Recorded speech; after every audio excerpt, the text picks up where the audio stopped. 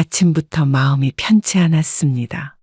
명절이라 집안 곳곳을 정리하고 음식을 준비하는 와중에 문득 아들과 며느리가 올 시간이라는 생각이 들었어요. 현관문을 열고 들어오는 아들의 발소리가 점점 가까워지며 마음 한켠이 무거워졌죠. 어머니, 저희 왔어요. 길이 막혀서 조금 늦었네요. 그래, 들어와라. 손주도 많이 컸구나. 아들은 밝은 표정으로 인사를 건네고 손주도 저를 보고 방긋 웃었지만 저는 그 웃음을 제대로 마주할 수 없었어요. 인사를 받은 척하며 속으로는 깊은 한숨을 내쉬었습니다. 엄마, 잘 지내셨어요? 요즘 건강은 어떠세요? 그럭저럭 지내지 별일 없어. 아들은 여느 때처럼 집에 들어오자마자 짐을 풀고 거실 소파에 편히 앉았어요. 며느리도 간단하게 인사를 한 후 손주를 방에 눕히고 본인도 바로 방으로 들어가 버렸죠. 은정이는 또 방에 들어가니? 제사 준비해야 하는데. 어머니, 은정이가 종교적인 이유로 좀 그런 것 같아요. 기독교 집안이라. 아들과 며느리의 방문을 달갑지 않게 생각하는 이유는 여러 가지가 있습니다. 며느리는 제사를 지내지 않는다는 이유로 늘 명절이면 방 안에만 틀어박혀 있었어요. 명절 준비가 한창인 주방은 저만 분주할 뿐, 며느리는 아무런 관심도 없어 보였죠. 아들아, 결혼한 지 1년이 넘었는데 아직도 그러면 어떡하니? 우리 집안 전통인데. 어머니, 조금만 이해해 주세요. 은정이도 나름 노력하고 있어요. 작년 명절은 아들과 며느리가 결혼한 후 처음으로 함께 맞는 명절이었습니다. 저는 30년 넘게 집안의 제사를 중요하게 여기며 지켜왔고 가족들이 모두 함께 제사를 준비하고 지내는 것을 전통으로 여겼어요. 그래, 알았다. 나 혼자 할게. 너라도 좀 도와라. 네, 어머니. 제가 도울게요. 주방으로 들어가 음식 준비를 시작하면서 마음이 무거웠습니다. 며느리가 제사를 지내지 않더라도 최소한 음식 준비는 함께 할 수 있지 않을까 하는 서운함이 밀려왔어요. 아들은 어색한 표정으로 제 옆에 서서 도울 일을 찾았지만 그의 서툰 모습에 더 답답함만 커졌죠. 아들아, 명절인데 너희 둘 분위기가 왜 그러니?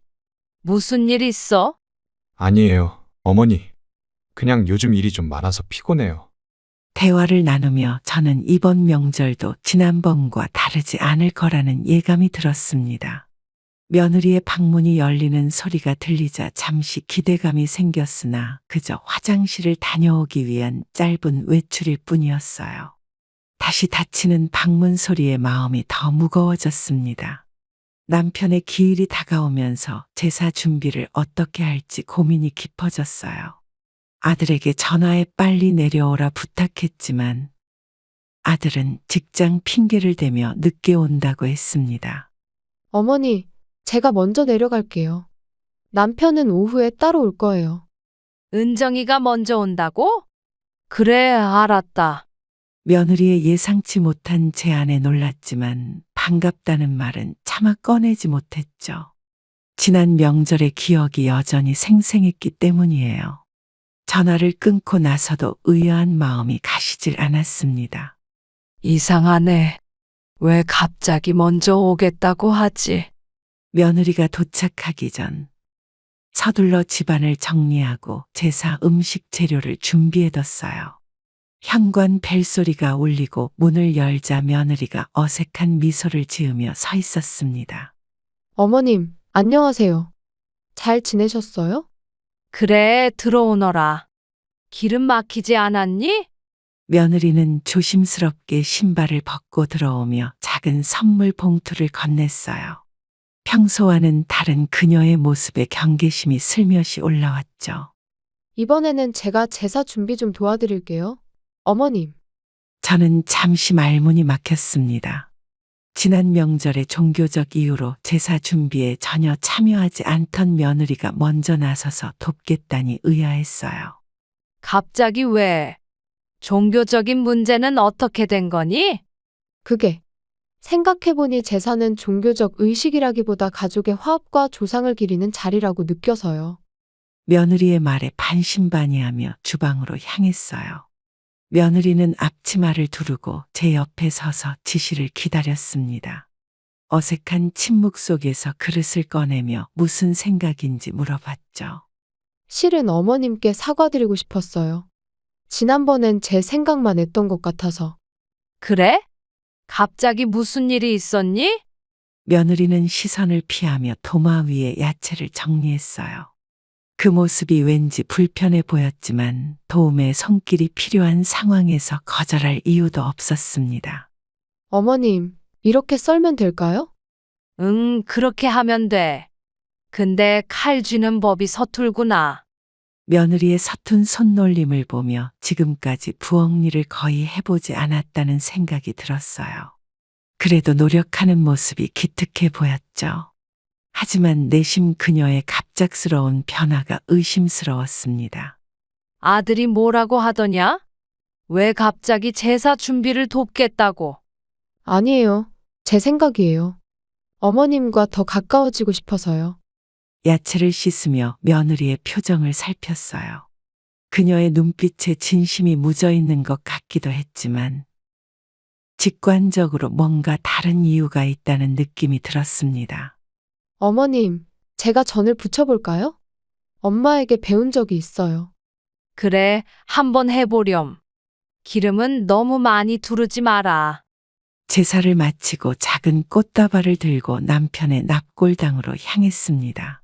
아침부터 내리는 가랑비가 제 마음처럼 축축하게 땅을 적셨어요. 차 안에서 묵묵히 창밖을 바라보며 남편 생각에 잠겼죠. 어머니, 같이 가실래요? 제가 모시고 갈게요. 괜찮아. 나 혼자 가고 싶어. 버스 타면 되니까. 아들의 제안을 정중히 거절했어요. 오늘만큼은 남편과 단둘이 있고 싶었습니다. 버스에 올라 창가에 앉아 흐린 하늘을 바라보니 남편이 떠난 그날의 기억이 선명하게 떠올랐어요. 혼자 가시면 비 맞으실 텐데. 우산 챙겼으니까 걱정 마.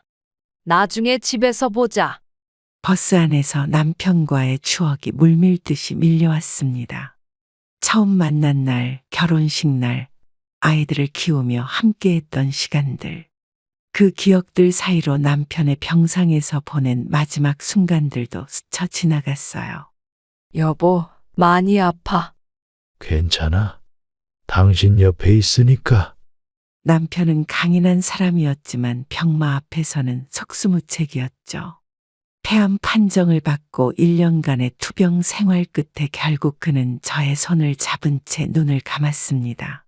아직도 그날의 기억은 생생해요. 여보, 가지 마. 제발. 미안해. 사랑해.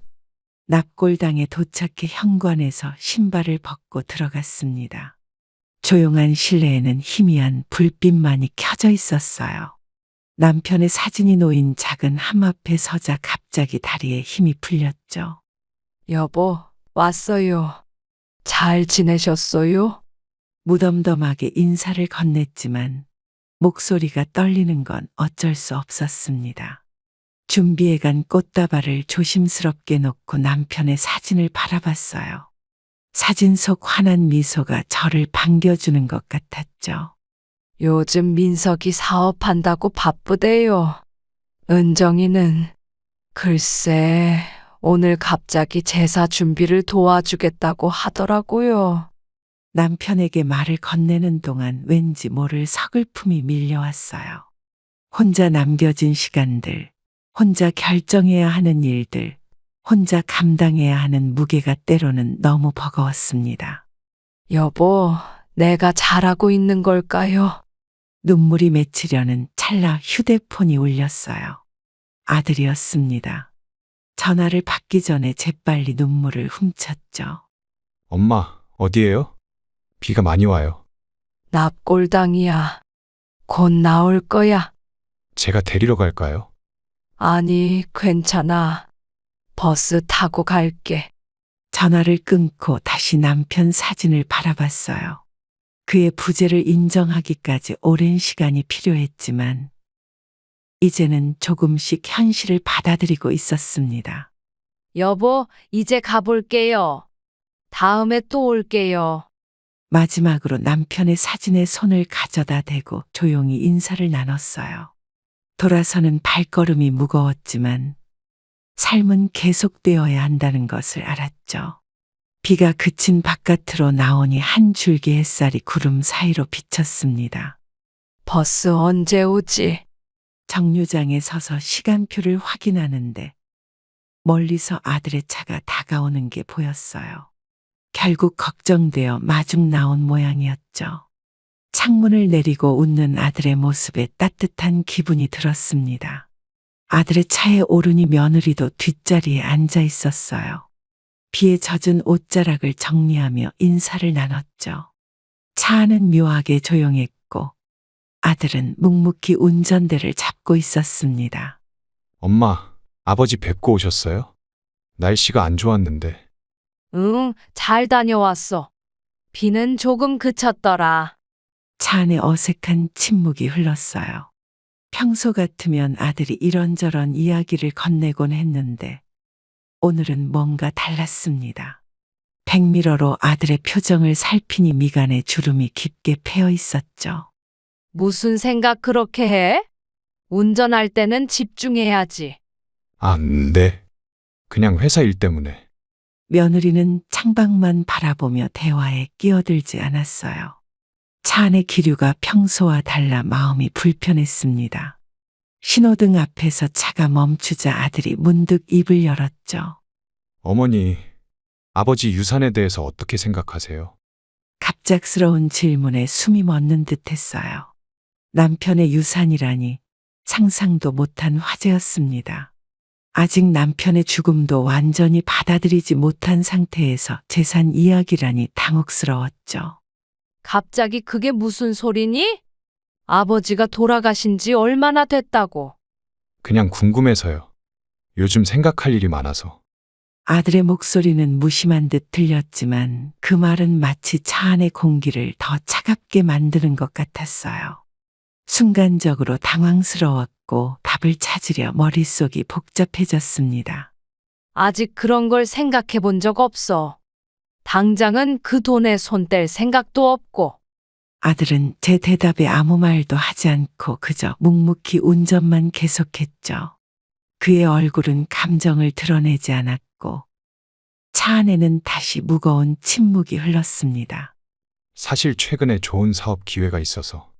민서가 지금은 그런 이야기 할 때가 아니야. 며느리가 뒷자리에서 작게 한숨을 내쉬는 소리가 들렸어요. 차창 밖으로 흐르는 풍경을 바라보며 머릿속에 불편한 생각이 스쳐 지나갔습니다. 아들이 남편의 재산을 탐내고 있는 건 아닐까? 자식을 의심하는 제 자신이 괴로웠지만 방금 전 그의 질문은 단순한 호기심 이상으로 느껴졌어요.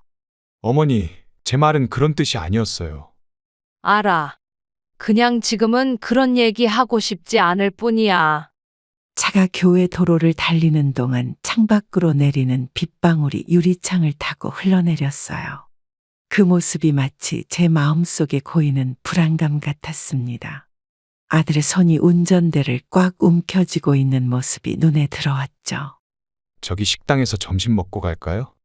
다들 배고프실 텐데. 그러자. 간단히 먹고 가자.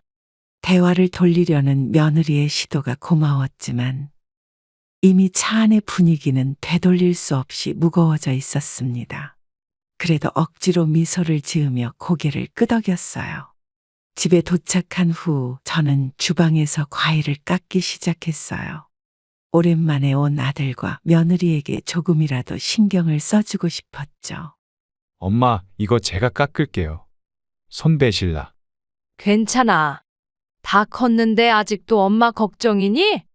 과일 접시를 테이블에 놓으며 아들의 표정을 살폈어요. 차 안에서 묻던 질문이 여전히 마음에 걸렸지만 편안한 분위기를 유지하고 싶었습니다. 앞으로 너희들 계획은 어떻게 되니? 회사는 잘 다니고 있고? 그게, 엄마, 사실은 제가 회사 그만두고 사업을 시작했어요. 과일 깎던 손이 멈칫했어요. 아들의 말에 놀라 고개를 들었습니다. 사업을 한다는 이야기는 처음 듣는 것이었죠. 아들의 표정에는 평소와 다른 고민의 흔적이 가득했습니다. 갑자기 무슨 사업? 말씀드릴 기회가 없었어요. 그리고 걱정하실까봐. 아들의 얼굴을 자세히 살펴보니 눈 밑에 다크서클이 짙게 내려앉아 있었고 평소보다 수척해 보였어요. 최근에 왜 연락이 뜸했는지 이해가 되기 시작했죠. 무슨 사업인데? 위험한 건 아니겠지? IT 스타트업이에요. 작은 회사지만 투자도 받았고 가능성이 있어요. 아들은 과일을 먹으며 사업에 대해 설명하기 시작했어요. 전문 용어가 가득한 설명을 듣는 동안 머릿속이 복잡해졌습니다.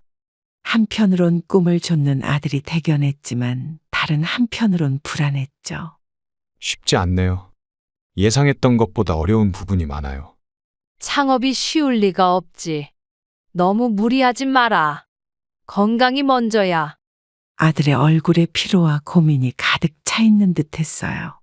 평소에 자신감 넘치던 아들이었지만 이번에는 어딘가 불안해 보였습니다. 며느리가 거실에서 TV를 보는 척하며 우리 대화에 귀 기울이는 게 느껴졌죠. 어머니, 사실 작은 문제로 좀 어려움이 있어요. 그래서 차 안에서 그런 얘기를 꺼낸 거니? 질문이 날카로워진 것을 스스로도 느꼈어요. 아들이 잠시 말을 멈추고 과일 접시만 바라봤습니다. 그의 손가락이 테이블 위에서 초조하게 움직였죠. 그런 건 아니에요. 그냥 앞으로 어떻게 될지 고민돼서요. 민서가 사업이 잘 안 풀리면 다시 취직하면 되는 거야. 너한테 좋은 학벌 경력이 있잖아. 아들은 고개를 저었어요. 그의 눈빛에서 결연함이 느껴졌습니다. 어릴 적부터 한번 결심하면 끝까지 밀어붙이는 성격이었죠. 그런 모습이 남편을 닮았다고 생각하니 가슴이 아려왔어요. 포기하고 싶지 않아요. 이 사업 정말 가능성 있어요. 그래, 내가 믿는다면 나도 응원할게. 하지만 건강 꼭 챙겨. 과일을 다 깎고 주방을 정리하며 복잡한 생각이 밀려왔어요. 아들의 사업, 남편의 유산에 대한 질문, 며느리의 갑작스러운 태도 변화. 모든 것이 연결된 듯한 기분이 들었습니다. 엄마, 다음 주에 사업 계획서 가져올게요. 한번 봐주세요. 그래. 근데 엄마는 사업에 대해 잘 모르니까 큰 도움은 못 줄 거야. 아들과의 대화가 끝나고 설거지를 하는데 전화벨이 울렸어요. 화면을 보니 미국에 있는 딸이었습니다. 급히 손을 닫고 영상통화 버튼을 눌렀죠. 엄마, 잘 지내셨어요? 그래, 수진아. 너는 어떻게 지내니? 얼굴이 좀 마른 것 같은데. 딸의 환한 미소가 화면을 가득 채웠어요. 법학 박사 과정으로 3년 전 미국으로 떠난 딸은 늘 제 자랑거리였습니다. 캘리포니아 햇살 아래 건강해 보이는 모습이 반가웠죠. 괜찮아요. 요즘 논문 때문에 좀 바빠서 그래요. 엄마는 건강은 어떠세요? 약은 잘 챙겨 드시죠? 그럼 네가 없어도 잘 챙겨 먹고 있어. 걱정 마. 거실로 자리를 옮겨 편하게 앉았어요. 딸의 모습을 보니 새삼 그리움이 밀려왔습니다. 오늘 오빠네 집에 갔다 왔어요? 명절 잘 보내셨어요? 아니, 오빠가 집에 왔었어. 납골당에도 다녀왔고.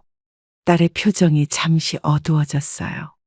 남편이 돌아가신 후 딸이 가장 많이 힘들어했었죠. 아버지와 특별한 유대감을 가졌던 아이라 그 상실감이 컸을 겁니다. 아빠, 많이 생각나요. 제가 옆에 있어드려야 하는데. 그런 소리 하지 마. 네 공부가 중요해. 아빠도 그걸 원하셨을 거야. 통화 중에 아들이 거실로 들어왔어요. 화면에 비친 딸을 보고 반가운 얼굴로 인사를 건넸죠. 하지만 어딘가 어색함이 느껴지는 대화였습니다. 논문은 잘 진행돼? 어떻게 지내? 응, 잘 지내. 오빠는? 회사는 어때? 아, 그게. 나 요즘 사업 시작했어. 화면 속 딸의 표정이 살짝 굳었어요. 아들의 직장 이직은 늘 가족의 화제였죠. 대기업을 다니다 벤처로 다시 스타트업으로 옮기더니 이제는 창업이라니 딸의 우려가 이해됐습니다.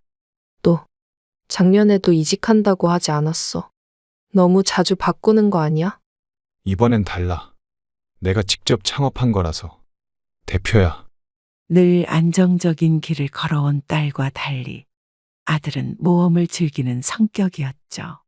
서로 다른 두 아이 사이에서 저는 중재자 역할을 하려 했습니다.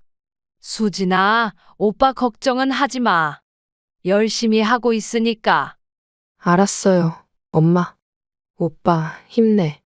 근데 창업 자금은 어떻게 구했어? 이 질문에 아들이 살짝 표정을 굳히는 걸 놓치지 않았어요. 딸은 항상 실질적인 문제를 짚어내는 재능이 있었죠. 방 안의 공기가 미묘하게 변했습니다. 투자 받았어. 괜찮아. 너무 걱정하지 마. 엄마, 혹시 오빠 사업에 돈 보탰어요? 아니, 그런 거 없어. 걱정 마. 딸의 말을 재빨리 끊었어요.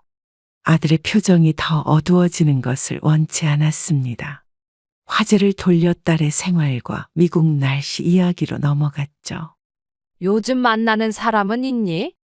나이도 적지 않은데. 엄마, 또 그 얘기예요? 지금은 공부에 집중하고 싶어요. 화면 속 딸의 모습을 보며 자부심이 느껴졌어요. 자신의 길을 묵묵히 걸어가는 아이였죠. 통화가 끝나갈 무렵 딸이 진지한 표정으로 물었습니다. 엄마, 정말 괜찮으세요? 뭐 필요한 거 있으면 언제든 말해요. 걱정 마. 다 괜찮아. 너 하겠다면 우리 같이 여행 가자. 아침이 밝자 아들과 며느리가 서울로 올라갈 시간이 되었어요. 평소처럼 아들이 떠날 준비를 하리라 생각했지만 거실에 앉아 텔레비전을 보며 한숨을 쉬는 아들의 모습이 어딘가 불편해 보였습니다. 민서가 몇 시에 출발하려고? 길이 막힐 텐데. 아, 네. 조금만 더 있다 가도 될까요? 거실 소파에 앉아 뉴스를 보는 척하던 아들의 시선이 자꾸 저를 향했어요. 며느리도 옆에 앉아 묵묵히 TV를 보고 있었지만 자꾸만 시계 쪽으로 시선을 돌리면서 저를 힐끔거렸죠. 더 있다 가도 돼. 점심이라도 먹고 가려고? 아니요. 그냥 좀 쉬었다 가요. 그때 저는 아들과 며느리가 왜 이렇게 머뭇거리는지 바로 알아차렸습니다. 이번에도 용돈 때문이었죠. 아들과 며느리의 왕래가 적자 저는 이들이 집에 방문할 때마다 50만 원씩 용돈을 줬었어요. 아, 그러고 보니 용돈을 못 줬네. 잠깐만. 아니에요. 어머니. 그런 거. 아들의 말과 달리 그의 눈빛은 기대감으로 반짝였습니다. 방으로 들어가 지갑에서 봉투를 꺼내는 동안 복잡한 감정이 솟구쳤어요. 처음에는 아들이 집에 내려오는 것이 고마워 용돈을 주기 시작했는데 이제는 그게 습관이 되어버렸죠. 자, 이거 받아. 서울 가서 필요한 거 사고. 감사합니다. 어머니. 항상 이렇게 챙겨주시고. 봉투를 건네자 아들의 얼굴에 안도감이 번졌어요. 며느리 역시 옆에서 작게 웃으며 고개를 숙였습니다. 그들의 기다림이 이 순간을 위한 것이었다는 사실이 마음 한구석을 무겁게 눌렀죠. 길 조심해서 가. 연락 자주 하고. 네, 어머니. 몸 건강하세요. 다음에 또 뵐게요. 봉투를 받아든 아들은 이제야 짐을 챙기기 시작했어요. 며느리도 분주히 움직이며 집을 나갈 준비를 했습니다. 그들의 발걸음이 이전보다 가벼워진 것을 보며 씁쓸한 웃음이 나왔죠. 엄마, 저희 이제 출발할게요. 다음에 또 올게요. 그래, 조심히 가. 운전 피곤하면 쉬었다 가고. 현관문에서 인사를 나누는데 문득 아들의 얼굴에 미안함이나 부담감보다는 안도감이 더 많이 느껴졌어요. 용돈을 받아가는 것이 당연하다는 듯한 그 표정에 마음이 무거워졌습니다. 어머니, 정말 감사합니다. 조심히 계세요. 응, 너희도 잘 지내고. 민서가 사업 너무 무리하지 마. 문이 닫히고 조용해진 집 안에서 한숨이 절로 나왔어요. 창문으로 아들과 며느리가 차에 오르는 모습이 보였습니다. 무거운 발걸음으로 돌아와 소파에 앉으니 갑자기 허전함이 밀려왔죠. 이 상황이 언제까지 계속될까? 혼잣말이 입 밖으로 새어나왔습니다. 그들이 정말 저를 보러 오는 건지 아니면 용돈을 받기 위해 오는 건지 구분이 모호해졌어요. 그동안 아들과 며느리에게 용돈을 준 액수를 생각하니 적지 않은 금액이었죠. 나도 참, 왜 매번 이렇게 약해지는 걸까? 거실 테이블 위에 놓인 가족 사진을 바라봤어요. 남편이 살아있을 때 찍은 사진이었죠.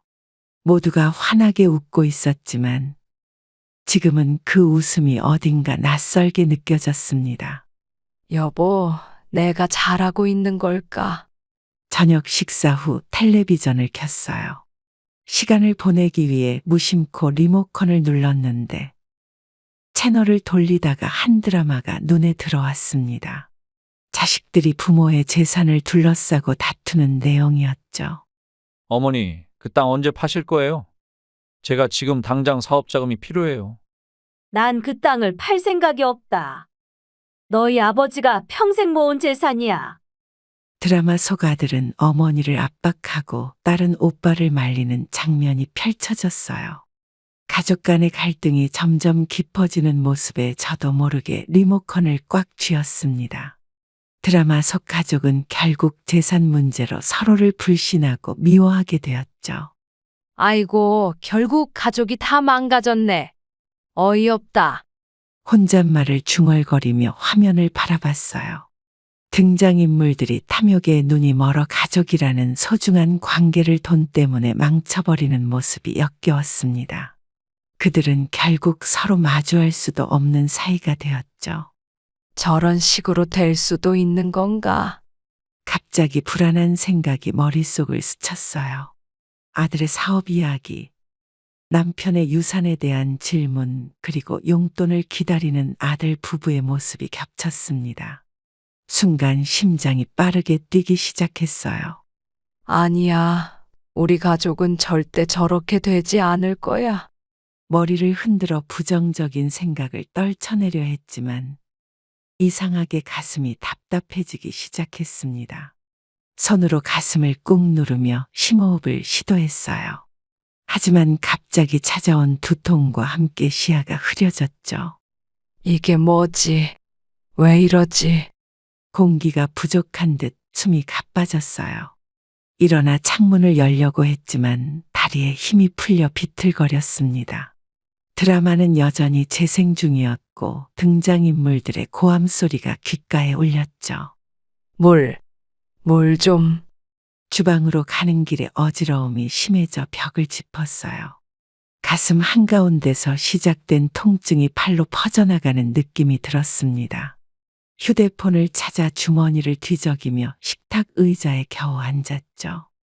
119에 전화해야 해. 손가락이 떨려 번호를 누르기가 힘들었어요. 간신히 119를 눌렀고 신고 접수 직원의 목소리가 들렸습니다. 주소와 상황을 말하려 했지만 말이 잘 나오지 않았어요. 여보세요? 무슨 일이신가요? 가슴이 아파요. 전화기를 떨어뜨리지 않으려 안간힘을 썼어요.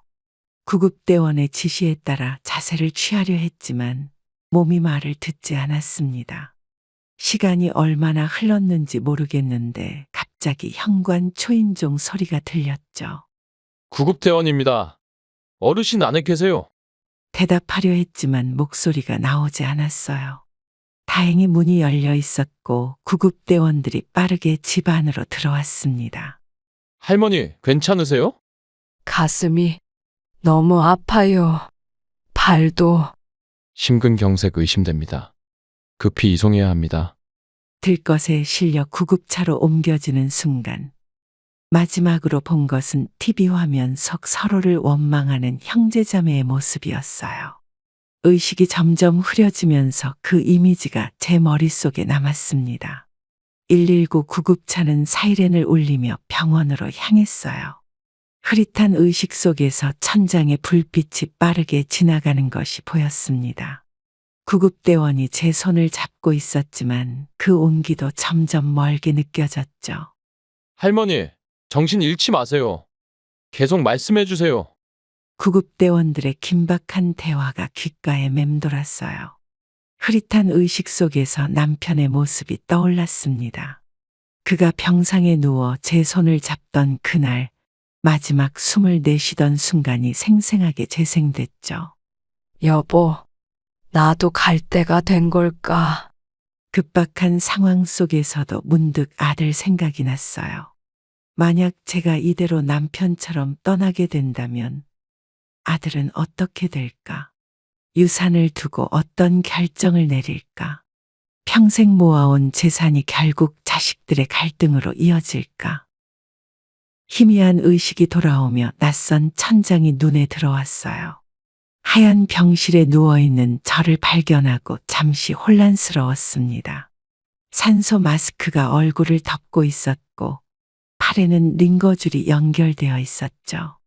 어머니, 정신 드세요. 의사 선생님 불러올게요. 간신히 고개를 돌려보니 딸 수진이 침대 옆에 앉아 있었어요. 미국에 있던 딸이 갑자기 여기 있다는 사실이 믿기지 않아 눈을 다시 깜빡였습니다. 수진아, 네가 어떻게? 어머니가 쓰러지셨다는 연락 받자마자 바로 비행기 탔어요. 많이 놀라셨죠? 딸의 손이 제 손을 따뜻하게 감쌌어요. 그 온기가 현실감을 주었습니다. 창문으로 들어오는 햇살이 병실을 환하게 비추고 있었죠. 얼마나 시간이 지났는지 가늠이 되지 않았어요. 얼마나 됐니? 내가 여기 온지. 이틀이요. 심근경색이었어요. 어머니. 다행히 수술도 잘 끝나셨어요. 딸이 재빨리 저를 도와 편안하게 누울 수 있게 해주었습니다. 움직이시면 안 돼요. 아직 회복 중이시니까. 네 오빠는? 연락했니? 딸의 표정이 순간 굳어졌어요. 뭔가 말하려다 입을 다물더니 억지로 미소를 지었습니다. 그 표정에서 무언가 불편한 기색이 느껴졌죠. 오빠요? 네, 물론 연락했죠. 첫날 병문안 왔다가 갔어요. 요즘 사업 때문에 바쁘다고. 그때 병실 문이 열리며 의사가 들어왔어요. 환자 차트를 확인하던 의사는 제가 깨어난 것을 보고 반갑게 인사했습니다. 정신이 드셨군요. 다행입니다. 제가 언제 퇴원할 수 있을까요? 최소 일주일은 더 관찰해야 합니다. 심장 기능이 안정될 때까지요. 의사는 제 상태를 설명하며 앞으로의 치료 계획을 알려주었어요. 약물 치료와 안정이 필요하다는 말에 한숨이 나왔습니다. 병원비 걱정도 슬며시 고개를 들었죠. 걱정 마세요, 어머니. 제가 다 알아볼게요. 보험 처리도 했고요. 고마워, 수진아. 너까지 고생시키게 해서. 의사가 나간 후 딸과 단둘이 남자 제 손을 꼭 잡았어요. 딸의 얼굴에는 피곤함이 가득했지만 그래도 미국에서 급히 날아온 딸이 고마웠습니다. 어머니, 왜 아프신지 말씀 안 하셨어요? 평소에도 가슴 아프셨죠? 별거 아니라고 생각했어. 나이 들면 다들 그렇지 뭐. 딸은 제 대답에 작게 한숨을 내쉬었어요. 그녀의 눈에 걱정이 가득한 것이 보였습니다. 창밖으로 시선을 돌리며 불편한 질문을 던졌죠. 최근에 스트레스 많이 받으셨어요? 의사 선생님이 스트레스가 악화 요인일 수 있다고 하셨는데. 그 말에 문득 쓰러지기 전 봤던 드라마가 떠올랐어요. 자식들이 재산을 놓고 다투는 장면, 그리고 아들의 유산에 대한 질문까지. 갑자기 가슴이 답답해지기 시작했습니다. 아니, 별로 그런 거 없어. 어머니, 저한테는 말씀해 주세요. 오빠 때문에 걱정되시는 거 있으시죠? 딸의 직설적인 질문에 눈을 감았어요. 자식들 앞에서 강한 모습만 보여왔는데 이제는 그런 가면을 쓸 힘도 없었습니다. 문득 제 상태가 남편과 비슷하다는 생각이 들었죠. 수진아, 너희 아버지처럼 될까봐 무서웠나 봐. 중환자실에서 일반 병실로 옮겨진 지 이틀째 되는 날이었어요. 창밖으로 보이는 하늘은 맑았지만 제 마음은 여전히 흐렸습니다. 병실 문이 열리고 아들과 며느리가 조심스럽게 들어왔죠. 어머니, 많이 좋아지셨어요? 저희 왔어요. 그래, 들어와라. 수진이는 잠깐 화장실 갔어. 아들은 꽃다발과 과일 바구니를 들고 있었어요. 병실 테이블에 내려놓으며 어색한 미소를 지었죠. 며느리는 뒤에서 조용히 서 있기만 했습니다. 두 사람 다 평소와는 다른 차분한 모습이었어요. 어머니, 많이 놀라셨죠? 갑자기 쓰러지셔서 저희도 깜짝 놀랐어요. 괜찮아. 나이 드니 이런 일도 있는 거지. 너희들 일은 잘 돼가니? 질문을 던졌지만 사실 아들의 표정에는 걱정보다는 다른 생각이 더 많아 보였습니다. 그의 시선은 자꾸 제 상태보다는 병실 주변을 살피는 것 같았어요. 네, 다 잘 되고 있어요. 어머니 걱정만 하고 있었죠. 어머님, 퇴원하시면 누가 간병하실 거예요? 따로 간병인 구하셨어요? 며느리의 갑작스러운 질문에 잠시 당황했어요. 아직 퇴원 이야기도 없었는데 벌써 간병 문제를 묻는 것이 이상했죠. 병실 문이 다시 열리고 수진이 들어왔습니다. 오빠, 언제 왔어? 연락도 없이. 방금 왔어. 너는 언제 미국 돌아가? 수진은 아들과 며느리를 보더니 표정이 굳어졌어요. 병상에 누운 저를 향해 미소 지으려 했지만 형제 사이에 긴장감이 역력했습니다. 당분간은 어머니 옆에 있을 거야. 회복하실 때까지. 그럴 필요 없어. 우리가 돌볼 수 있어. 너는 학업이 중요하잖아. 남매 간의 대화가 이어지는 동안 며느리가 제 쪽으로 다가왔어요. 그녀의 눈빛에는 뭔가 계산하는 듯한 표정이 깃들어 있었습니다. 어머님, 퇴원하시면 저희 집에서 지내시는 게 어떨까요? 제가 간병해 드릴게요. 그래? 고맙구나. 하지만 우리 집이 편할 것 같아.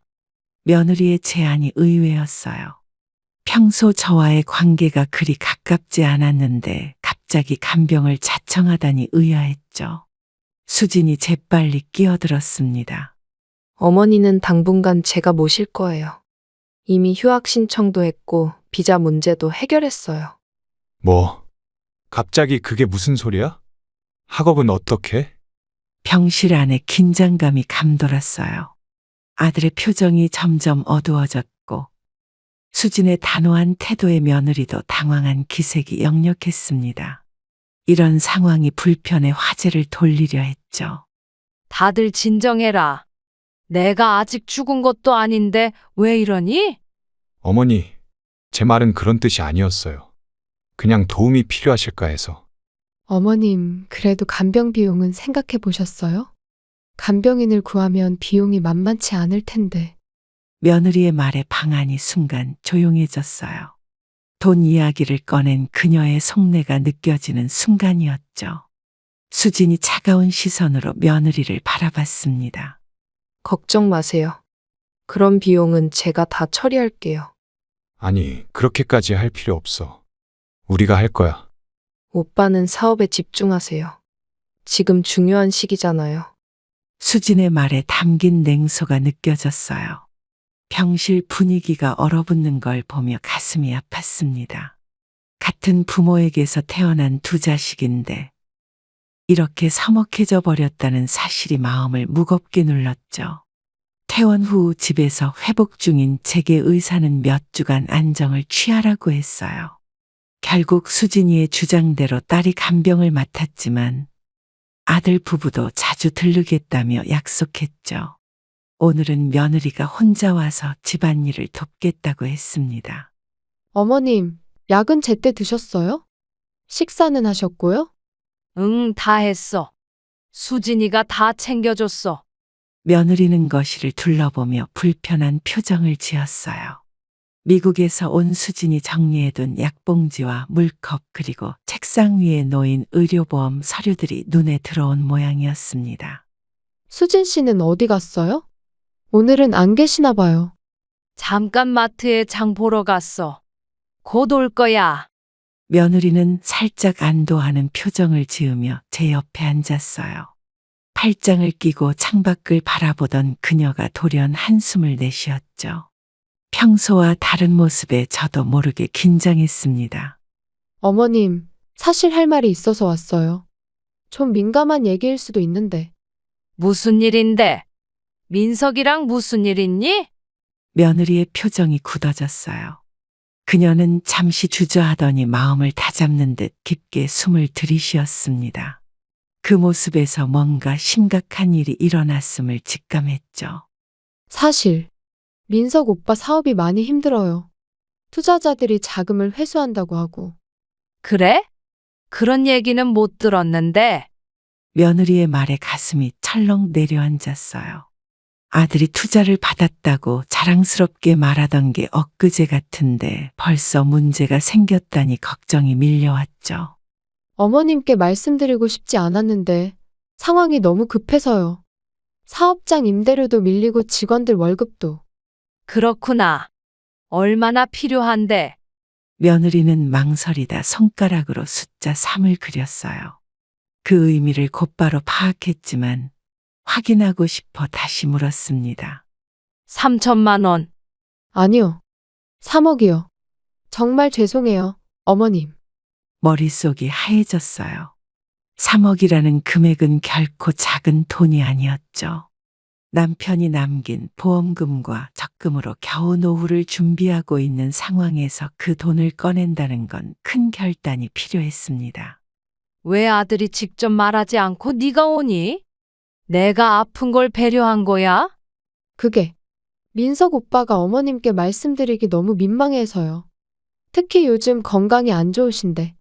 며느리의 말이 이어지는 동안 주방에서 그릇 떨어지는 소리가 들렸어요. 깜짝 놀라 돌아보니 수진이 서 있었습니다. 장을 보고 돌아온 딸은 며느리의 말을 듣고 그대로 쇼핑백을 떨어뜨린 모양이었죠. 뭐라고? 3억? 언니, 정신 차려. 어머니 지금 회복 중인 거 몰라? 수진 씨, 이건 가족 문제라서. 그래, 가족 문제지. 그러니까 내가 말하는 거야. 오빠 사업 실패한 거 어제 오늘 일이 아니잖아. 방 안에 긴장감이 감돌았어요. 수지는 쇼핑백을 내려놓고 며느리 앞에 서서 단호한 표정을 지었습니다. 저는 두 사람 사이에 끼어 어찌할 바를 몰랐죠. 이제 좀 쉬어야 할 나이에 왜 자꾸 어머니 등골을 빼려고 해. 수진 씨, 그건 너무하잖아요. 우리가 언제 어머님 등골을. 말다툼이 격해지는 순간 가슴이 다시 조여오기 시작했어요. 손으로 가슴을 부여잡자 두 사람이 동시에 제게 달려왔습니다. 수진이 재빨리 약을 가져와 물과 함께 건네주었죠. 어머니, 죄송해요. 제가 너무 흥분했네요. 어머님, 괜찮으세요? 병원에 다시 가볼까요? 약을 먹고 진정한 후 두 사람을 바라봤어요. 자식들 앞에서 아픈 모습을 보이고 싶지 않았지만 이 상황에서는 어쩔 수 없었습니다. 제 건강 상태가 그들의 다툼을 잠시 중단시켰지만 문제는 여전히 해결되지 않았죠. 건강이 조금씩 호전되면서 이제는 혼자서도 일상생활이 가능해졌어요. 수진이가 집안일을 대부분 해주었지만 며느리도 일주일에 2번 들러 도움을 주겠다고 자청했습니다. 오늘은 며느리가 간병을 마치고 돌아가는 날이었죠. 어머님, 이제 괜찮으신 것 같아요. 처음보다 얼굴색도 좋아지셨어요. 그래, 많이 나아졌어. 너도 고생 많았다. 주방에서 설거지를 마친 며느리는 거실로 나와 소파에 앉았어요. 그녀가 떠날 준비를 하는 모습을 보며 감사의 마음을 전하고 싶었습니다. 서랍에서 미리 준비해둔 흰 봉투를 꺼냈죠. 은정아, 이거 받아. 그동안 간병해 주느라 고생했잖니. 어머님, 뭐예요 이게? 며느리는 봉투를 받아 열어보더니 잠시 표정이 굳었어요. 봉투 안에는 간병에 대한 감사 표시로 성의껏 준비한 100만 원이 들어 있었습니다. 그녀의 얼굴에서 실망감이 스쳐 지나가는 것을 놓치지 않았어요. 간병비라고 생각하고 써. 요즘 물가도 비싸고. 감사합니다만 이 정도 금액은 며느리의 목소리가 작아졌어요. 그녀가 기대했던 금액보다 적었던 모양입니다. 순간적으로 마음이 불편해졌지만 표정을 관리하며 물었죠.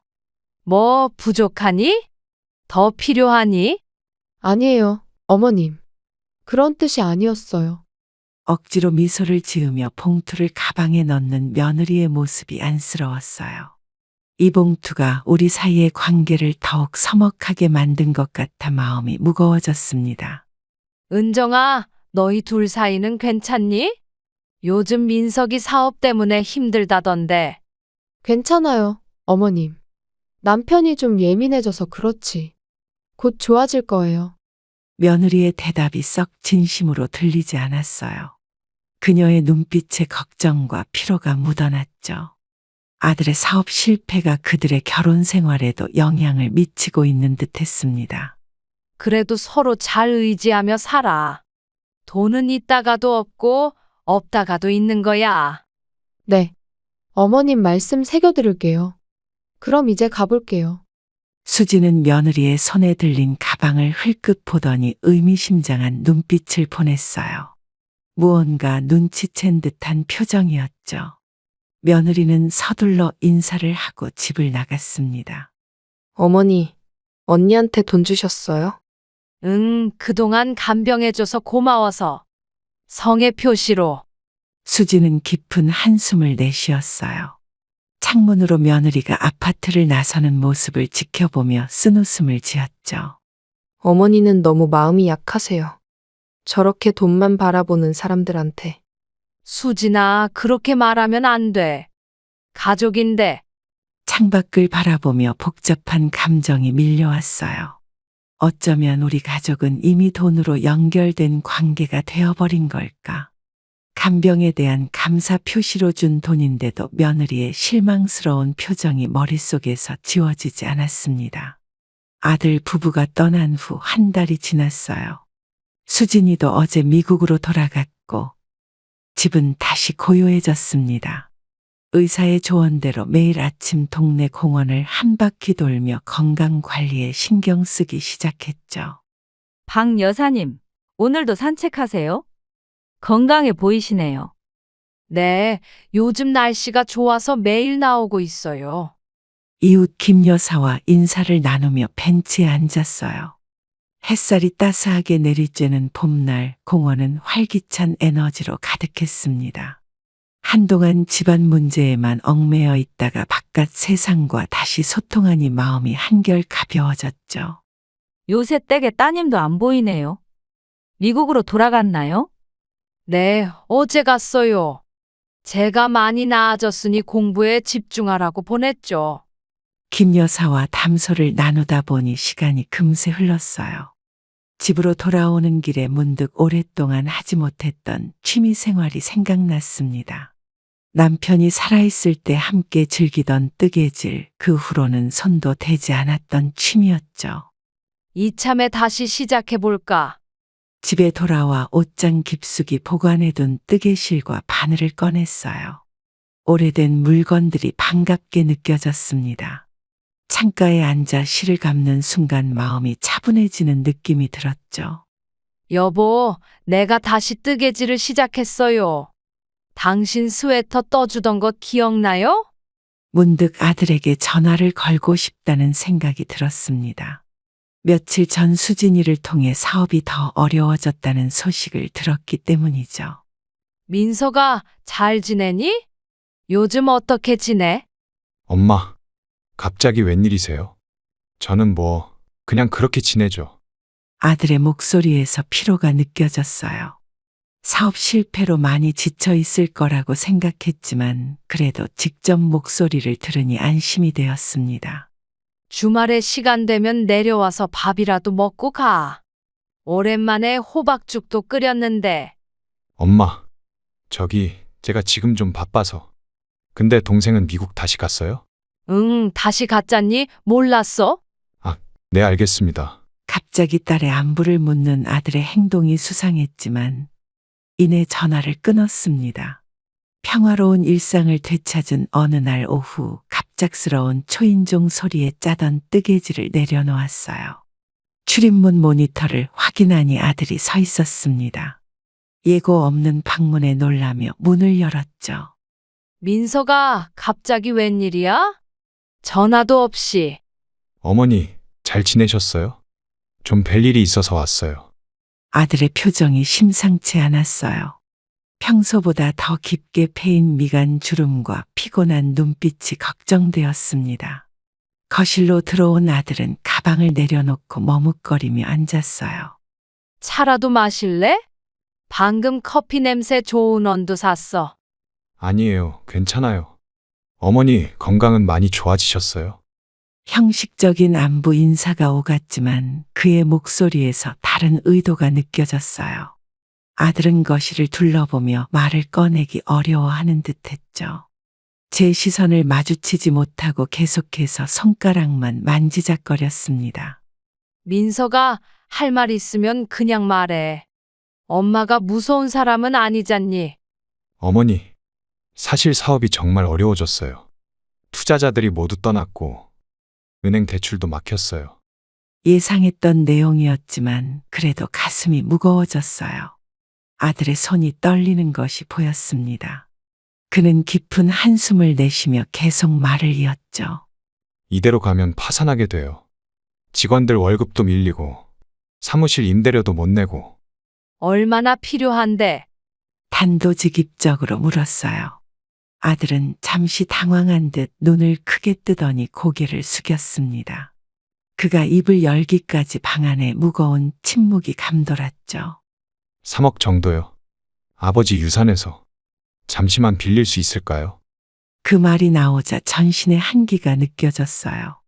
수술 후 간병비 이야기를 꺼냈던 며느리의 모습, 차 안에서 묻던 유산 질문이 모두 이 순간을 위한 포석이었던 걸까요? 찬물을 끼얹은 듯 정신이 번쩍 들었습니다. 아버지 유산이라. 계속 유산을 가질 생각하고 있었구나. 어머니, 제 말은 그런 뜻이 아니에요. 그냥 지금 너무 급해서. 아들의 변명이 귓가에 맴돌았지만 마음은 이미 서늘해졌어요. 남편이 평생 모아온 재산이 이렇게 쉽게 사라질 위기에 처했다고 생각하니 결단력이 생겼습니다. 안 돼, 민서가. 그 돈은 아버지가 우리 가족을 위해 평생 모으신 거야. 어머니, 저도 가족이잖아요. 제가 망하면 어머니도 힘들어지실 거예요. 아들의 목소리가 높아졌어요. 평소와 다른 강압적인 어조에 놀랐지만 이번만큼은 단호하게 대응하기로 마음먹었습니다. 억지로 침착함을 유지하며 말을 이었죠. 민서가, 엄마도 너를 돕고 싶지만 그건 해결책이 아니야. 그 돈으로 사업을 살리면 뭐해? 근본적인 문제가 해결되지 않았는데. 근본적인 문제요? 지금 당장 회사가 무너지려고 하는데 그게 근본적인 문제 아닌가요? 아들의 얼굴이 붉어졌어요. 그의 눈에 분노와 절망이 교차하는 것이 보였습니다. 손에 땀이 배었지만 이번만큼은 물러설 수 없었죠. 미안하다, 민서가. 하지만 엄마는 그 돈을 줄 수 없어. 아버지가 돌아가셨을 때 그 유산은 가족 모두의 것이라고 생각했어요. 왜 어머니만 그걸 결정하시나요? 얼굴을 떨구고 있던 아들이 갑자기 고개를 들었어요. 그의 눈빛이 달라져 있었습니다. 더 이상 애원하는 아들이 아닌 자신의 권리를 주장하는 사람 같았죠. 아들이 집을 떠난 후 마음이 너무 혼란스러워 수진이에게 전화했어요. 딸에게 상황을 설명하고 조언을 구하고 싶었습니다. 국제전화 연결음이 몇 번 울리고 나서야 수진이가 받았죠. 엄마? 무슨 일 있어요? 이 시간에 전화하시고. 미안해, 깨웠니? 오빠가 집에 다녀갔어. 돈 때문에. 수진의 한숨 소리가 소화기를 통해 들려왔어요. 저는 아들과 나눈 대화를 상세히 설명했습니다. 3억이라는 금액과 유산에 대한 아들의 태도까지 모두 말했죠. 역시 그럴 줄 알았어요. 오빠 사업이 망해가고 있다는 소식을 들었거든요. 뭐라고? 너도 알고 있었니? 딸의 차분한 목소리에서 의외의 사실이 드러났어요. 그녀는 이미 오빠의 상황을 알고 있었던 모양이었죠. 제가 병원에 있을 때부터 모든 상황을 지켜보고 있었다는 걸 이제야 깨달았습니다. 오빠가 이미 여러 군데서 돈을 빌렸어요. 친구들, 지인들, 심지어 사채까지요. 그런 얘기는 왜 안 해줬니? 사채라니. 마음이 더 무거워졌어요. 아들이 그렇게까지 절박한 상황인 줄 몰랐습니다. 하지만 그렇다고 남편의 유산을 모두 날릴 수는 없었죠. 딸이 실질적인 조언을 건넸어요. 엄마, 제 생각에는 법적 대비를 하는 게 좋을 것 같아요. 오빠가 다른 방법을 쓸 수도 있으니까요. 법적 대비라니? 우리가 남이니? 남이 아니니까 더 조심해야 해요. 가족이기 때문에 오빠가 아버지 계좌에 접근할 방법을 알고 있을 수도 있어요. 딸의 냉정한 분석에 섬뜩했지만 한편으론 현실적인 조언이 고마웠어요. 법대에서 공부한 딸은 이런 상황에 대처하는 방법을 잘 알고 있었죠. 내일 은행에 가서 계좌 확인하고 인감도 새로 만들어야겠어. 혹시 몰라서. 그게 좋을 것 같아요. 그리고 중요한 서류들은 안전한 곳에 보관하세요. 어머니 건강도 중요하니까 너무 스트레스 받지 마세요. 딸의 말에 안심이 되면서도 가슴 한구석이 아팠어요. 가족 간에 이런 불신이 생기다니 남편이 살아있었다면 얼마나 슬퍼했을까 하는 생각이 들었습니다. 수진아, 근데 오빠한테는 어떻게 말해야 할까? 너무 단호하게 거절했나? 엄마, 그건 감정적으로 접근하면 안 돼요. 지금 오빠에게 필요한 건 돈이 아니라 현실을 직시하는 거예요. 그래도 내 아들인데 너무 냉정하게 대했나 싶어. 통화 중에도 아들의 절박했던 눈빛이 자꾸 떠올랐어요. 법적 조치가 필요하다는 딸의 말이 맞다는 것을 알면서도 어머니로서의 마음은 복잡했죠. 감정적 거리두기가 필요해요. 엄마가 무너지면 오빠도 도울 수 없어요. 그래, 네 말이 맞는 것 같아. 고마워, 수진아. 든든하다. 통화를 마치고 창밖을 바라봤어요. 어둠 속에서 별빛이 희미하게 빛나고 있었습니다. 이런 상황에서도 삶은 계속되고 내일도 해는 뜰 거라는 생각에 조금은 위로가 됐죠. 여보, 우리 아이들 어떻게 해야 할까요? 남편의 사진을 바라보며 중얼거렸어요.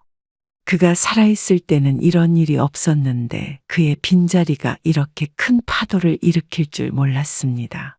하지만 지금은 제가 단단해져야 할 때라는 것을 알았죠. 추석 명절을 앞두고 공항에 나가 수진이를 마중 나갔어요. 딸이 미국에서 일주일 휴가를 내고 귀국한다는 소식에 마음이 설렜습니다. 출국장을 빠져나오는 딸을 발견하고 손을 흔들었죠. 수진아, 이쪽이야. 여기. 엄마, 보고 싶었어요. 많이 기다리셨어요?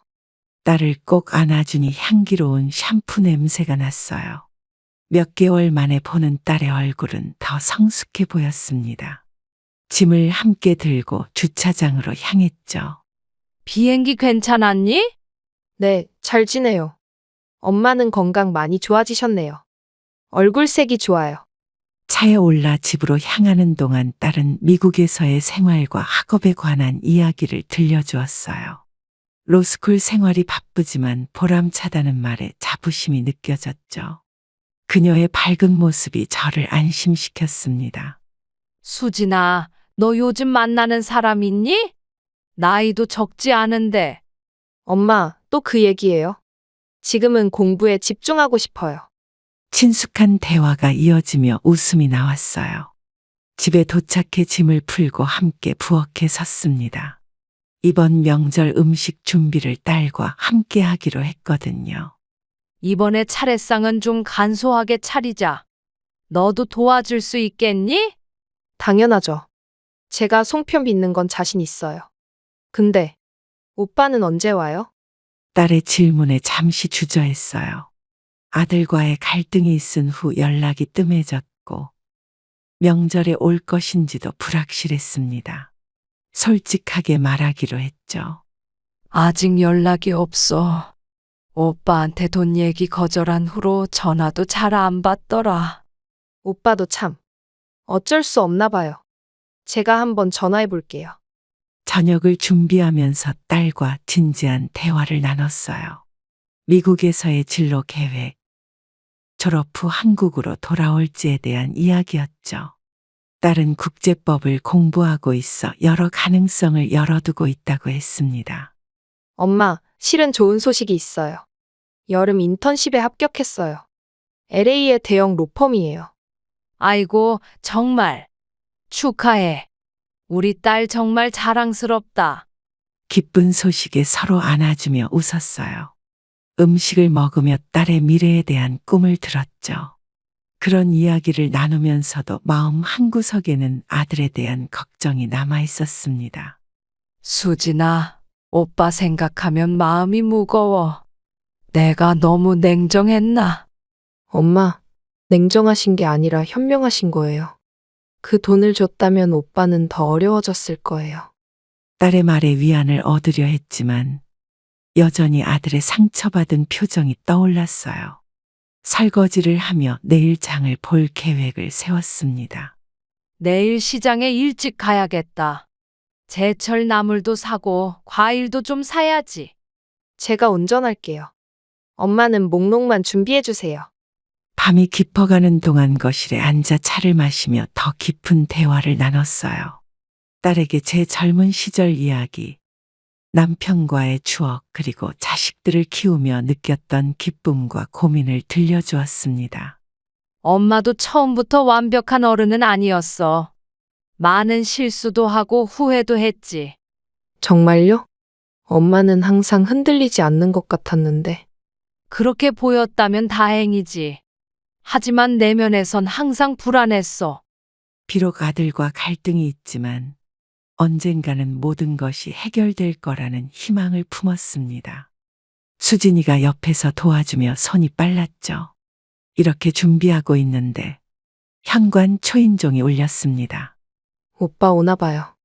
전화했더니 오겠다고 했거든요. 그래? 다행이다. 마음이 무거웠는데.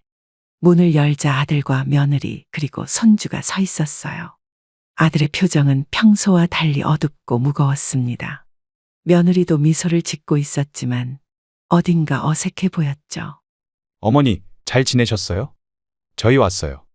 그래, 들어와라. 손주도 많이 컸구나. 할머니 안 보고 싶었어? 손주를 안아주며 웃는 표정을 지었지만 아들과의 시선이 마주치자 긴장감이 감돌았어요. 마지막으로 만났을 때 돈 이야기로 불편하게 헤어진 기억이 생생했죠. 너도 왔구나. 미국 생활은 어때? 응, 잘 지내. 오빠도 건강해 보이네.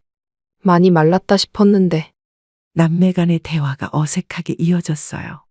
아들이 식탁에 앉으며 주변을 둘러보는 모습에서 불편함이 느껴졌습니다. 수진이 먼저 분위기를 바꾸려 노력했죠. 언니, 제가 송편 빚는 거 도와드릴까요? 오빠는 아버지 사진 앞에 절 올리러 가요. 그래, 그러자. 민서가 너도 아버지께 인사드리고 와. 아들은 무거운 발걸음으로 남편 사진이 있는 방으로 향했어요. 그 뒷모습이 어딘가 외롭고 상처받은 것처럼 보였습니다. 딸과 며느리가 주방에서 이야기하는 소리가 들려왔죠. 언니, 요즘 어떻게 지내세요? 사업은 괜찮아지고 있어요? 아니요. 점점 더 어려워지고 있어요. 남편도 많이 지쳐있고. 저는 차례 준비를 하며 귀를 기울였어요. 며느리의 목소리에서 절박함이 느껴졌습니다. 식구들에게 들키지 않게 한숨을 삼켰죠. 엄마, 이거 여기 두면 될까요? 응, 거기 올려놓으렴. 그릇 좀 더 가져와. 차례상이 거의 완성될 무렵 아들이 돌아왔어요. 그의 눈가가 붉어진 것이 보였습니다. 아버지 사진 앞에서 마음이 북받쳤나 봐요. 그 모습에 가슴이 아려왔죠. 민서가 밥 먹자. 음식 다 차렸어. 네. 어머니, 차례는 어떻게 지낼까요? 제가 준비할게요. 식사 시간 내내 무거운 공기가 감돌았어요. 모두 애써 평범한 대화를 나누려 했지만 아들의 표정은 점점 어두워졌죠. 식사를 마치고 거실에 모여 앉았을 때 아들이 입을 열었습니다. 어머니, 회사 문 닫았어요. 뭐? 그랬구나.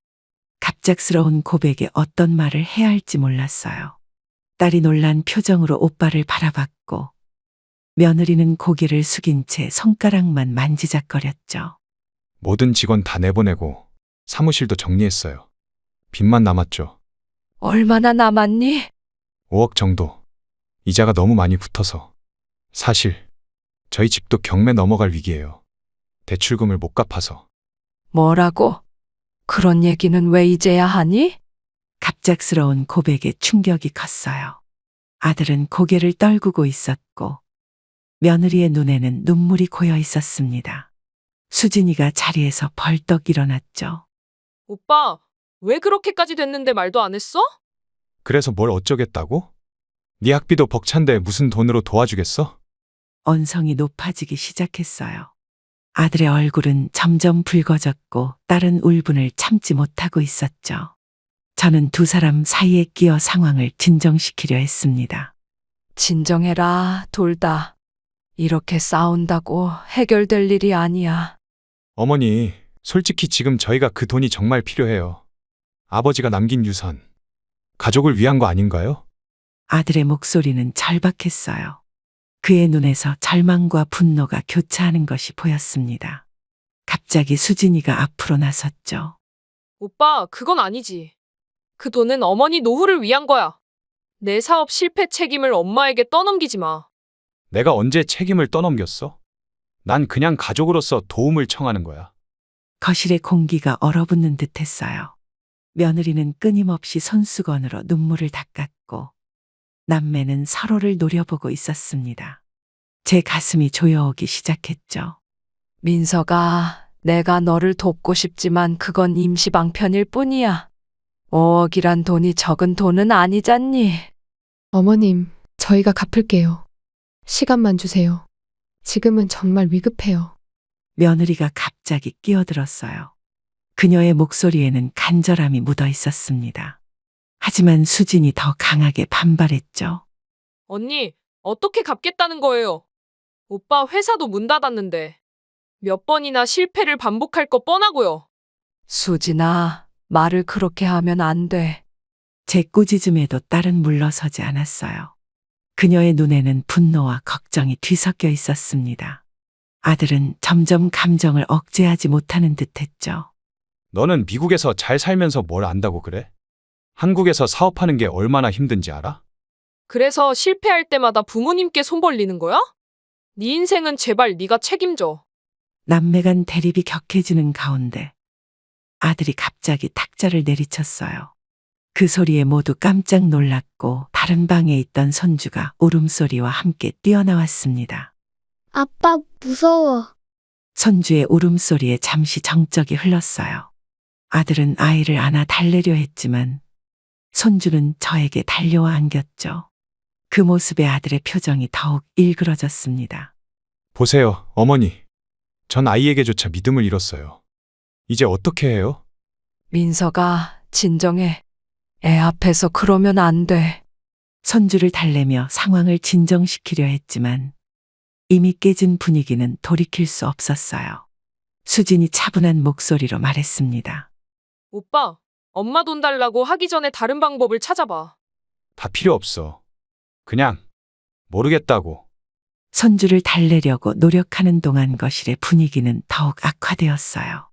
아들의 얼굴은 분노로 일그러졌고 수진이도 더 이상 감정을 억제하지 못하는 듯했습니다. 며느리는 울음을 참으며 진정하려 애쓰고 있었죠. 도대체 이게 무슨 가족이야? 자식이 어려울 때 도와주지도 못하면서. 오빠, 제발 좀 그만해. 엄마 앞에서 그렇게 말하면 어떡해. 불안감을 느낀 저는 선주를 안고 일어섰어요. 선주를 다른 방으로 데려가려는 순간 아들이 갑자기 제사상을 향해 다가갔습니다. 아들의 눈에서 번쩍이는 위험한 기운이 느껴졌죠. 자식한테 도움도 안 되는 아버지 모셔봤자 뭐예요? 다 필요 없어요. 민서가 지금 뭐 하는 거야? 정신 차려라. 제 말이 끝나기도 전에 아들은 제사상을 거칠게 밀쳐버렸어요. 소중하게 차려놓은 음식들이 바닥에 쏟아지고 그릇이 깨지는 소리가 요란하게 울렸습니다. 순간 방 안이 얼어붙었죠. 민서가 어떻게 이럴 수 있니? 저도 모르게 목소리가 떨렸어요. 아버지를 모시기 위해 정성스럽게 차린 상이 이렇게 망가지는 광경에 가슴이 찢어질 듯 했습니다. 선주는 더 큰 소리로 울기 시작했고 며느리는 충격에 입을 다물지 못했죠. 아버지 재산 이제 좀 주시면 안 되나요? 뭐라고? 지금 그게 할 소리냐? 당장 이 집에서 나가. 지금 나가지 않으면 경찰을 부르겠다. 제 안에 억눌러왔던 분노가 폭발했어요. 손가락으로 현관문을 가리키며 단호하게 말했죠. 아들의 얼굴에는 처음 보는 표정이 스쳐 지나갔습니다. 충격, 후회 그리고 더 깊은 분노가 뒤섞인 표정이었어요. 어머니, 저를 내쫓으시는 거예요? 지금 당장 나가. 내 아들이 이런 짓을 할 줄은 정말 몰랐다. 수진이 벌떡 일어나 아들과 저 사이에 섰어요. 그녀의 표정에는 놀라움과 두려움이 교차했습니다. 선주는 울음을 멈추지 못하고 있었죠. 오빠, 제발 나가. 지금은 더 이상 말하지 마. 모두 진정할 시간이 필요해. 나도 이럴 생각 없었어. 하지만 더 이상 방법이 없어. 진짜 없어. 아들의 목소리가 흔들렸어요. 그제서야 그의 행동이 순간적인 분노에서 비롯된 것임을 알 수 있었지만 이미 돌이킬 수 없는 선을 넘었다는 생각이 들었죠. 며느리가 소리 없이 울며 선주를 데리고 현관으로 향했습니다. 어머님, 정말 죄송합니다. 며느리는 말을 잇지 못하고 고개를 숙였어요. 아들은 바닥에 널브러진 제사 음식을 바라보며 서 있었습니다. 그의 어깨가 떨리는 모습이 보였죠. 나중에 다시 얘기하자. 더 이상 감정을 추스르기 어려워 등을 돌렸어요. 거실의 참담한 광경을 더는 볼 수 없었죠. 아들이 짐을 챙기는 소리와 현관문이 닫히는 소리가 들렸습니다. 모든 것이 악몽 같았어요. 엄마, 괜찮으세요? 제가 치울게요. 여기 앉으세요. 수진이 다가와 저를 부축했어요. 다리에 힘이 풀려 소파에 주저앉았습니다. 어지러운 거실과 바닥에 흩어진 음식들이 제 인생처럼 엉망이 되어버린 것 같았죠. 아버지 제사상을 어떻게 그럴 수 있니? 바닥을 정리하는 딸을 바라보며 눈물이 왈칵 쏟아졌어요. 이렇게 될 줄 알았다면 차라리 돈을 주는 게 나았을까? 아니면 더 단호하게 거절했어야 했을까? 복잡한 생각들이 머릿속을 떠나지 않았습니다. 아들이 떠난 후 집은 고요함에 잠겼어요. 수진이가 모든 것을 치우고 낮아 텅 빈 거실만 남았습니다. 창가에 앉아 창밖을 바라보며 복잡한 감정에 잠겼죠. 엄마, 차 끓여왔어요. 좀 드세요. 고마워. 머리가 너무 아프구나. 차를 받아 한 모금 마셨지만 목이 메어 더 마실 수 없었어요. 수진이는 제 옆에 조용히 앉아 어깨를 감싸 안았습니다. 그 온기가 조금이나마 위로가 됐죠. 오빠가 너무했어요. 어떻게 제사상을 엎을 수 있는지. 네 오빠는 원래 그런 아이가 아니었는데. 가슴 한구석이 무너져 내리는 듯한 아픔이 밀려왔어요. 자식에게 상처를 주고 또 자식에게 상처받은 이 현실이 너무 비현실적으로 느껴졌습니다. 남편이 있었다면 이런 일이 일어났을까 하는 생각도 들었죠. 엄마, 오빠한테 전화해 볼까요? 어디 가서 뭐 하고 있는지. 아직은 좀 시간을 두자. 서로 진정할 시간이 필요할 것 같아. 갑자기 현관 초인종 소리가 들렸어요. 시계를 보니 밤 10시가 넘은 시간이었습니다. 저희는 서로를 쳐다보며 잠시 망설였죠. 누구지? 오빠일까요? 모르겠다. 가서 확인해 보렴. 수진이 조심스럽게 현관으로 향했어요. 저는 소파에서 일어나 긴장한 채로 현관을 바라봤습니다. 문이 열리고 아들의 모습이 드러났을 때 가슴이 철렁 내려앉았죠. 세상에, 오빠. 어떻게 된 거야? 옷이 다 젖었잖아. 어머니 안에 계셔? 아들의 목소리가 떨리고 있었어요. 빗속에 서 있었는지 온몸이 흠뻑 젖어 있었고 얼굴은 창백했습니다. 수진이 재빨리 그를 안으로 이끌었죠. 들어와, 감기 걸리겠다. 수건 가져올게. 저는 그 자리에 얼어붙은 채로 서 있었어요. 아들은 물기가 뚝뚝 떨어지는 머리를 들고 저를 바라봤습니다. 그의 눈에는 후회와 슬픔이 가득했죠. 어머니, 죄송합니다. 제가 정신이 나갔었나 봐요. 민서가. 아들이 갑자기 거실 한가운데서 무릎을 꿇었어요. 그 모습에 가슴이 찢어질 것 같았죠. 아무리 화가 났어도 내 아들이 이렇게 무릎 꿇는 모습은 보고 싶지 않았습니다. 제발 용서해 주세요. 아버지 제사상을 업다니. 제가 어떻게 그런 짓을 할 수 있었는지. 일어나, 민서가. 무릎 꿇지 마. 다가가 아들의 어깨를 잡아 일으키려 했지만 그는 완강히 거부했어요. 떨리는 손으로 제 손을 잡고 고개를 숙인 채 흐느꼈습니다. 사업 실패하고 빚더미에 앉고 어디에도 의지할 데가 없어서. 하지만 그렇다고 어머니와 아버지께 그럴 수는 없었어요. 알아, 민서가. 알아. 이제 그만 일어나자. 비에 젖은 아들을 씻기고 말린 후 거실에 다시 모였어요. 수진이 따뜻한 차를 준비해 왔고 세 식구는 처음으로 진지한 대화를 나눌 준비가 되었습니다. 아들의 얼굴은 여전히 상기되어 있었지만 이전의 분노는 사라진 듯 보였죠. 민서가, 이제 진정됐니? 무슨 일이 있었는지 차근차근 말해보렴. 어머니, 제가 정말 모든 걸 망쳤어요. 회사뿐만 아니라 가족까지요. 아들은 깊은 한숨을 내쉬며 고개를 숙였어요. 수진이 옆에서 그의 어깨를 가볍게 토닥였습니다. 남매 간의 벽이 조금씩 허물어지는 것 같았죠. 오빠, 다 말해봐. 어떻게 그렇게 빚이 생긴 건지. 투자자들이 갑자기 빠지면서 시작됐어. 제품 개발비는 계속 나가는데 수입은 없고, 그래서 대출을 받고 또 받고. 아들의 설명에 따르면 처음에는 작은 대출로 시작했지만 이자를 갚지 못하면서 빚이 눈덩이처럼 불어났다고 해요. 결국 사채까지 손을 댔고 그게 지금의 상황을 만들었다는 얘기였습니다. 왜 진작 말하지 않았니? 이렇게 될 때까지. 부끄러웠어요. 제가 늘 성공할 거야라고 큰 소리 쳤는데 실패했다고 인정하는 게 너무 힘들었어요. 그 말에 가슴이 아렸어요. 늘 자신감 넘치던 아들의 모습이 떠올랐습니다. 남편을 닮아 한번 결심한 일은 끝까지 밀어붙이는 성격이었죠. 그게 장점이자 단점이었어요. 민서가, 실패는 누구에게나 있어. 네 아버지도 사업에 실패한 적이 있다는 거 알지? 네? 아버지가요? 그런 이야기 들은 적 없는데. 아들의 놀란 표정이 인상적이었어요. 지금까지 남편의 성공 스토리만 들려주었지 실패에 대해서는 말한 적이 없었죠. 수진이도 호기심 어린 눈빛으로 저를 바라봤습니다. 너희 아버지가 40살 때 모든 재산을 투자했던 사업이 완전히 망했었어. 빚더미에 앉아 우리 가족은 전셋집에서 월세방으로 옮겨야 했지. 정말요? 그런 어려운 시기가 있었다니. 남편의 실패 이야기를 들려주며 그가 어떻게 다시 일어섰는지 설명했어요.